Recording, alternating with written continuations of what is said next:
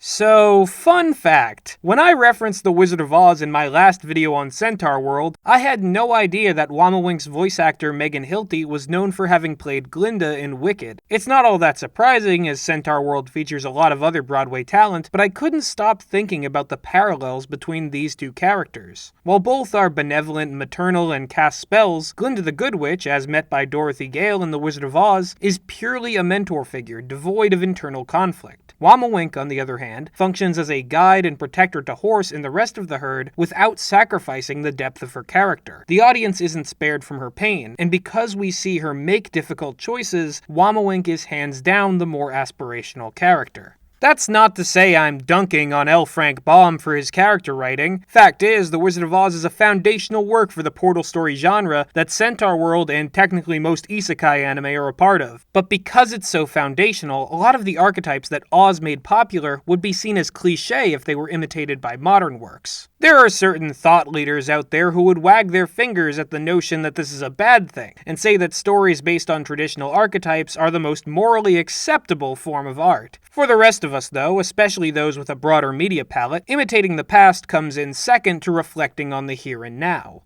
In other words, stories are best enjoyed by the living. And when it comes to Wammawink from Centaurworld, her story is definitely one that a lot of us needed right now. She's not just a mentor, she's a Welcome to the Dire Gentleman channel, where the seats are cheap and the jokes are bad. I'm your host, me, and in this video we'll be taking a closer look at the character of Wammawink, who won the community poll by leaps and bounds. Personally, I think it's always a good sign for a show's quality when the characters the audience are most invested in are the same ones the writers are placing narrative focus on. Blitz from Hell of a Boss certainly fits the mold, and although Wammawink isn't the protagonist of Centaurworld, she's the most dynamic character outside of Horse. Also, if you think these shows don't share some demographic overlap, you didn't grow up on Newgrounds like I did. So make yourself a plate of Giggle cakes, take a gentle step into the future, and shoot a tiny version of yourself from your hoof, because we're talking about Wammawink and those are all things Wammawink does. Whatever. Coming back to the whole Wizard of Oz comparison, Wammawink is the first character Horse meets in Centaurworld who has a real awareness of how things work there. The other members of the herd might have a history outside of Centaur Valley, such as Zulius's unfinished business with the Be-Best competition, but Wammawink is special in that she was the closest to understanding the true nature of Centaurworld itself. This is not only because of her tragic origin story, but also because she trained under the shaman Water Baby in hopes of one day becoming a shaman herself. What's fascinating about this aspect of Wammawink's backstory is not so much what she learned from Water Baby, but what we learn about her. See, Wammawink never completed her shaman training. She quit when it became too challenging, and ran away, leaving only a note to Water Baby as an explanation. In Wammawink's own words, some centaurs aren't cut out to be shamans. And yet, Wammawink is most certainly one of the centaurs that is. She merely prefers doing silly magic because it's fun and doesn't get in the way of her comfort. The force field dome she created over Herd's Valley might be the only large-scale magic she has performed since her shaman training and before the show began, if her reaction to levitating the bog is anything to go by. This got me thinking about how magic really works in Centaurworld, not in a hard magic system, spreadsheets and soil maps sort of way, but in an intuitive storytelling sense. According to Water Baby, the nicest of the 5 shamans, magic is inside the self, and based on the way the herd uses magic, spells are merely a more tangible form of self-expression. Zulius's shapely mane is an expression of his desire to look good and show off, whereas Glendale's portal tummy is an expression of the hole inside of her that can only be filled by stealing everything in sight. If we apply this framework to Wammawink's magic, we can see how her personality influenced each of her spells. Her barriers and bubbles are an expression of her protective side. Her magical giggle cakes are edible because by making them, she's expressing that she wants to feed the rest of her herd. And her control over water is an expression of wanting to impress Water Baby and surpass her own limits. Jury's out on shooting tiny versions of herself from her hoof, but since the rest of the herd can do that, Wait a second. Are they able to shoot tiny versions of themselves from their hooves because magic comes from the self? Like, one of the most basic spells would have to be creating a tiny version of themselves, because without any clear intent, the magic just duplicates the self at a scale proportional to the exact amount of energy used by the spell? Does this mean that the tiny versions of the self are just raw, unshaped magic, and every other spell is just as sentient? Is this why Horse's tail can talk on its own? Where do the tiny versions go after they're created? Can they create even tinier versions of themselves from their own hooves? I need to stop before I start sounding like a deranged Star Versus fan. Far more important than overanalyzing dark jokes is what the theory of magic being self-expression says about the shamans. It would stand to reason that the most magical beings in Centaurworld would be the ones with the greatest sense of self. Take the twin tree shamans of the forest, for instance. Their magic borders on reality warping, as they were able to send Horse into the past, turn Ched into an echoing abomination, and permanently make Durpleton's farts talk to him. That last one almost makes sense in context. The one caveat is that these spells are cast in the form of genie wishes. The tree shamans, by their own admission, give not what the visitor wants, but what they need. And the difference between the two can often result in discomfort, such as with Ched's utter horror at being turned into a horse. Sometimes they'll even refuse to use magic if doing so is against what they consider the needs of their subject. This might seem needlessly cold and callous, but perhaps it is also in some way necessary? After all, these shamans have a rigid philosophy, and this defines the role they have given themselves. It's not much of a stretch to imagine that the twins' magic might have become so powerful because of how strict they are with its usage. Acting sparingly and for the sake of others is also a form of self-expression, after all. The next shaman that the herd encounters, Judge Jacket, doesn't even use magic in the show at all, and forbids its use within the Moltar court. This seems like an unusual quirk for one of the most magical beings in Centaurworld, but at the end of Horse's trial, the judge makes a statement about how Horse and her magic are inseparable, meaning she does understand magic, even when she punishes those who use it. Her own magic remains a mystery, but Moltar's is Moltar's. Their true selves dwell in the subtext.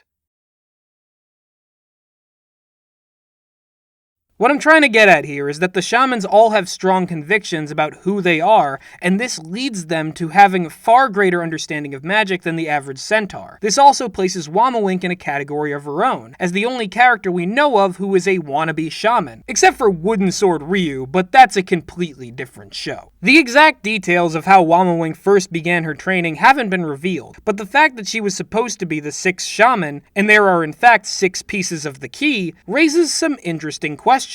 As does her supposed ability to see glimpses of the future. Given where Wammawink came from, it only makes sense that she'd develop a spell like this, consciously or not. She's always on the lookout for danger, and having some level of foresight allows her to protect the herd from threats before they even emerge. How true these future visions usually are is unclear, but taken at face value, this is the most useful spell that Wammawink has at her disposal. And if she were finally to become a shaman, as in to refine her sense of self like the others, she might learn to perfect these visions and determine the future with total clarity. And yes, that'd be a pretty cool magical power on its own, and would probably qualify her as a solid contender in Record of Ragnarok, but think of what it would mean emotionally for Wammawink for her to achieve that. All of her life, she's been afraid that danger could claim her or the people she loves at any moment, without so much as a warning. But if she could know what was coming, there would always be a chance that she could protect everyone. Whether actually achieving this would be positive for Wammawink and those around her is less certain than a future unseen. In much the same way that it's uncertain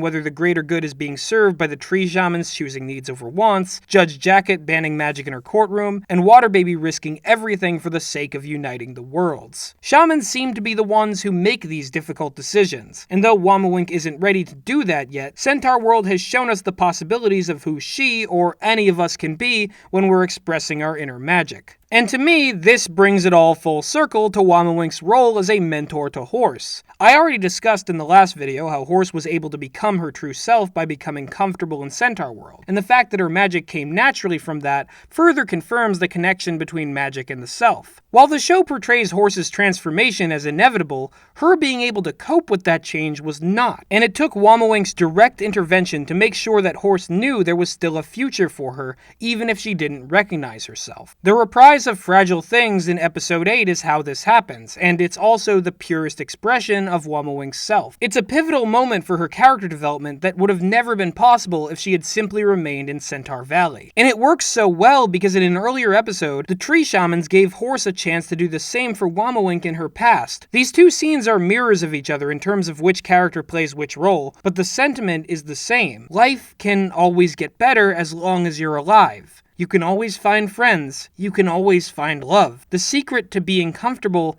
isn't living without pain, it's living with pain. Of all the lessons that Centaurworld teaches, this is the most mature. As a mentor, Wammawink helps Horse grow up, But the narrative also shows its work by presenting us with the story of Wammawink's life. Those who have adult life experience will resonate with Wammawink's side of the story, while young children might come away with the knowledge that at one point their parents might have had the same struggles as they do. The handling of Wammawink's character is profound because no matter who you are, some element of her journey will always speak to you, and the totality of it speaks to all of us. I, and many of my fellow aging millennials, know what it's like to have great expectations thrust upon us in our younger years, only to become adults and realize that no one has it as together as we were told. In a spiritual sense, I think this is why many of us can relate to Wammawink. She might as well be the mascot of our generation, because like us, her real strength is the hard work she has put in to find happiness in a world that often seems against her.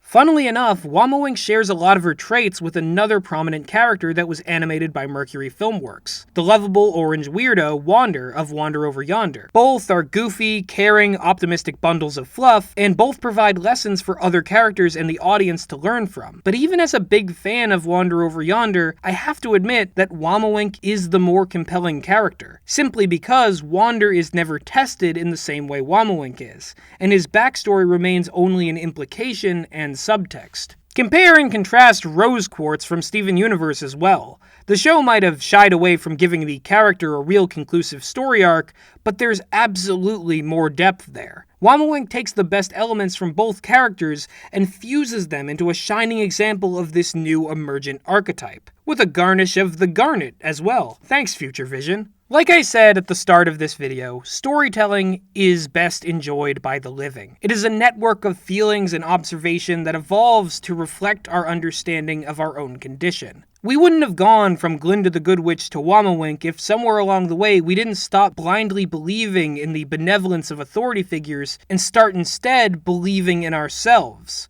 And that's why Wammawink is the best. She's living proof that we all have potential beyond our trauma, and that if we truly examine ourselves and look out for our loved ones, we can all become comfortable, one gentle step at a time. Hey! I'm Moe from Moe's Moes, and I'm here with a special offer from the Dire Gentleman channel. Do you wish there was a place you could get even more Dire Gentleman content? Do you want to hear some of the writers and voice actors of Less is Morgue discuss topics too niche and too weird for YouTube? Are you sick of having an extra one of these bad boys lying around at the end? Well, boy, oh boy, oh boy, do I have a deal for you. It's called the Dire Gentleman Patreon. For just $1 a month, you can get not one, but 2 additional podcasts. These podcasts are everything that the algorithm doesn't like, from niche surveys to weird movie reviews. And it's just $1 a month. Oh, forget about it. Oh, ow. Mo hit himself really hard in his irradiated testicles. Oh, God, I need ice. Ah! What the fuck are you waiting for? Give us your fucking dollars!